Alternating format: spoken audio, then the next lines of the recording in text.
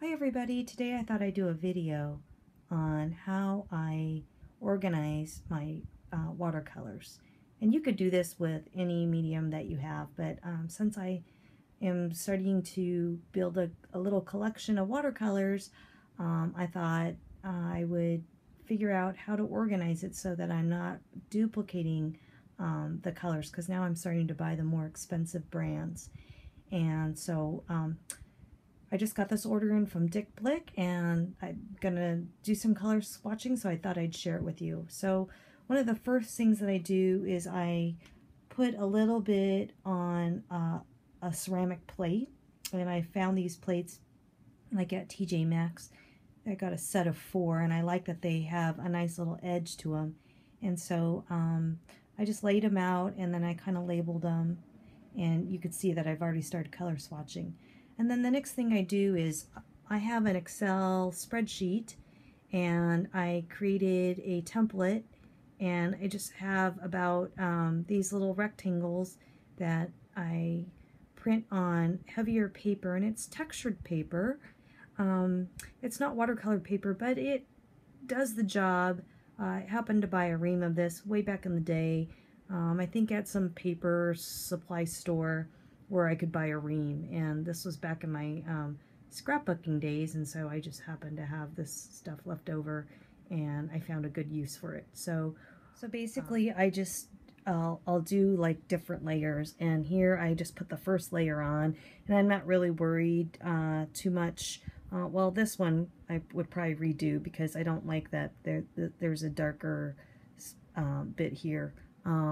And maybe this one too, because I like to try to get an even lining. But basically what I'm going to do is I'm going to have the different layers, and I'm trying to just do a gradient, so the lightest to darkest. And so I'm going to go ahead and apply another layer on just so you could see. Okay, so then basically what I do is I'll just come to my palette and add some more paint. This is the cad yellow, and I tend to go from my darkest to my lightest because I want the darkest to be the darkest. But it's kind of nice when you are using fresh paint because you're gonna get a good saturation. And this way you could see all the tonal values here. Now you'll notice I'm not going to do this one because I want this to be my lightest value. So you're basically going to do this 5 times. So this will end up being your darkest, and this will be your lightest, and in between. All right, so I'm going to go and do that, and then I'll come back so you can see what it looks like. All right, so I finished applying all my layers, and hopefully you can see the difference. Sorry, I'm trying to film this in my office, and the blinds are kind of casting a shadow, but I wanted to make this video, so we're just going to go forward. And so here's the different, this one's pretty good. You can tell the different differences in the values from the very, very lightest, trying to get the most watery, lightest version of the color to full-on concentrated out of the tube value, and then in between. And so then what I do is I'll cut these up, and let me show you what I do. I actually cut them up, label them, laminate them. I know that sounds crazy, but I wasn't going to laminate them, but then I thought, you know what, it'll make it sturdier. And then I coat them, so based on the maker. So I just have different codes. SCH in this case is Schmincke, and then I put them on this ring. And then the reason why I have them on this little chain is because then it's easier to take it apart and insert new ones. So I try to put it by color family, and so that's why I didn't care, if it's not perfect on here, I can cross off the ones that I don't like and do new ones.